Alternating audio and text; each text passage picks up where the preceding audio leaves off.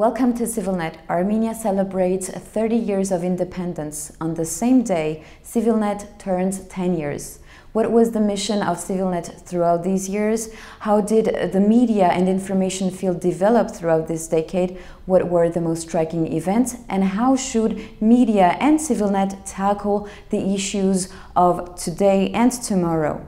Salpi Ghazarian, the co-founder of the Civilitas Foundation and founding director of CivilNet, is my guest today. Paitjan, thank you for joining us. Thank you, Ani. So, when you founded CivilNet, what did you have in your mind? What kind of media were you dreaming of that was missing in Armenia? You know, I worked in the foreign ministry with Foreign Minister Vartan for nearly 10 years. And in the foreign ministry, it became very clear that when you speak to representatives of other countries, you talk about foreign policy for only so long, and very quickly the question turns to domestic policy. What is the country doing for education, for health? How is civil society participating? Is democracy healthy?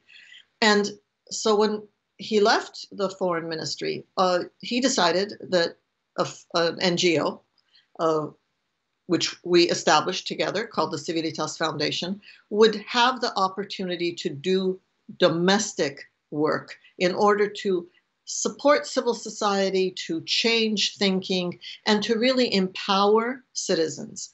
To do that, it quickly became clear that you had to do one of two things: either enter the field of education or media. So we chose media, which I think was possibly a harder choice, because media works, either to make money. It's a commercial outfit, and clearly CivilNet isn't. CivilNet is the other kind. It's the kind that needs to spend money in order to be a mirror to society and a window to that society. That's what we were thinking, that the media is the tool by which to really shine a light on what is actually going on in people's homes, in people's heads, in people's hearts, and in the government that's supposed to work for them. And look, I'm going to say government a lot, and I mean government in the American sense. That is everybody in a leadership position. I'm not just talking about the executive branch. So that's what we wanted to do. And I think in many ways, CivilNet succeeded in bringing a new culture to the media environment. So if we talk about the country in itself, how do or can the media shape a country? And do you think that through years, CivilNet was able to achieve this mission? Has CivilNet changed the country? Well, not yet. We're working on it. You're working on it. I think that there have been many changes that CivilNet has made, and you're all going to be talking about that during the 10th anniversary programming. Look, the fundamental thing about journalism, and this is an old saying, is that the best journalism builds communities. How does it do that? It does it by doing a few really basic things. One is you hold a huge flashlight onto all the good things that are happening. And we don't do that enough in Armenia. We've never done it enough. And when I say we, I mean all of us, all of the media, all of the NGOs and government. There are a lot of good things happening even today. We need to shine a light on those because it's inspiring and it becomes contagious. We need to report on all of the cheats, the scoundrels, the politicians, the businessmen, all of the things that are done incorrectly, unjustly for people and for society and for the country. We need to really urge ourselves as journalists to do better. And we need to give a platform to the dissenting voices, the voices that disagree, so that there really is a discussion and an argument about the things that matter. We curse the things we don't like, but we don't really have an honest, open discussion about the fundamental things that matter. And if that's not important today, I don't know what is, because all of that is what's going to help us build something better. And I know these are all cliches, and I know people have said all of this, and I know I'm not saying anything new, but that's how the media functions in the world. And when it works because it does these things. So if we talk about media, you've witnessed the development of media through these 10 years in Armenia. What's your take on that? That in some ways we have become the worst of what media and social media around the world has done over these 10 years. You know, a lot of commercial media, the purpose is to make money. The more clicks, the better. We're no different.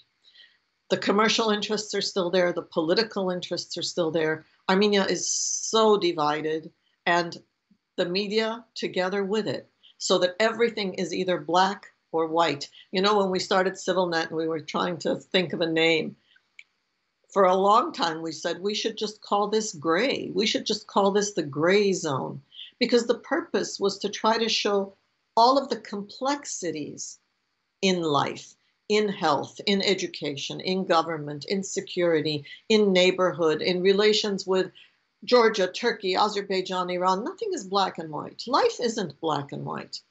But our media has continued in many ways to be black and white. And the one thing that none of us do enough, none of us, CivilNet included, is we're not the agenda setters. We react to what either businessmen or government or international community or an interesting individual does.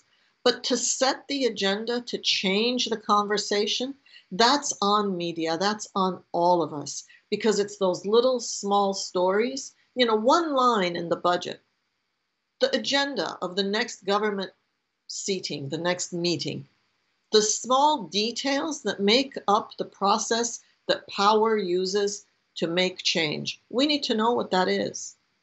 And the media can, I sound like the preaching I've always done, right? But I still believe this, that media absolutely can set the agenda and ask the questions that are not being publicly discussed. We learned the mistakes of that.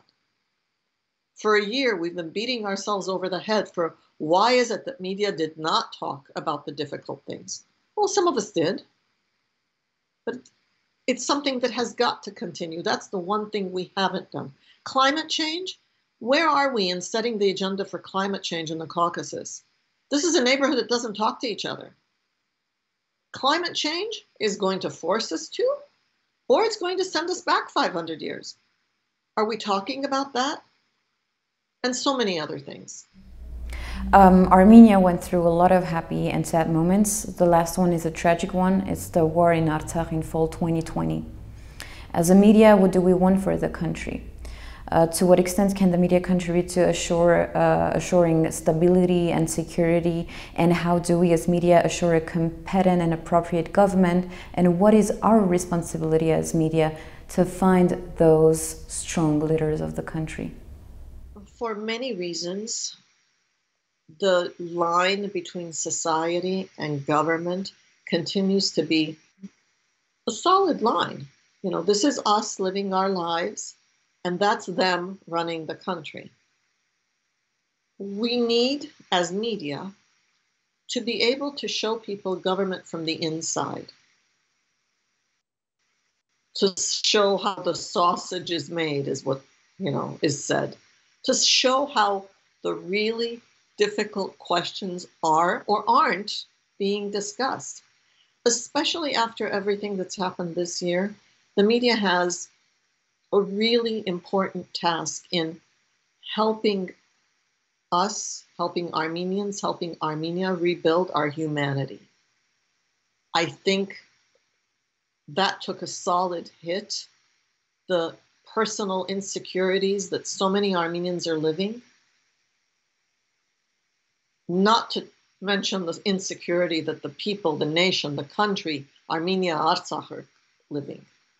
We have a responsibility to rebuild our humanity by showing the stories and talking to the people who day to day are living their lives and not cursing about it and not cursing each other about it. We also have to really work on fortifying our democracy. It's bruised. It's absolutely bruised, and it's only going to get worse if the fundamental questions are not discussed. If we don't get past labeling each other, democracy is only going to become less able to help us protect our lives and our interests as citizens. Democracy is bruised, and media has a huge job in holding the people in power to account, now more than ever. But also holding citizens to account. Citizens have to say what it is they want, not peace and security. Yeah, we want peace and security. The world wants that. But specifically, what do we want? Do we want to overhaul our education system? Do we once and for all want an education system that answers the fundamental questions about who we want to be as a nation?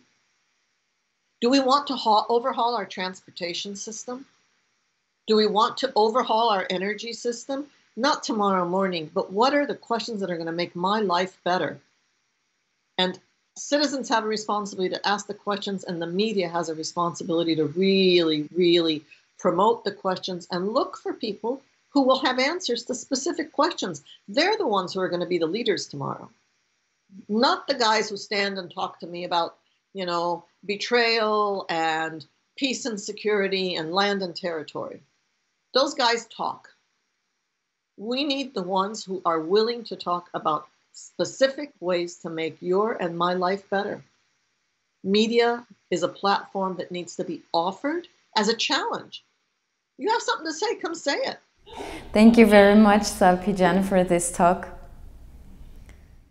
Well, I missed giving it. And I think that CivilNet has done amazing work over these 10 years, as different as each year has been.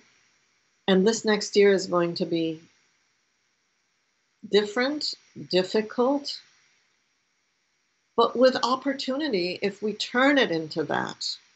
It's either going to be a year where we look forward or a year where we continue to look backward.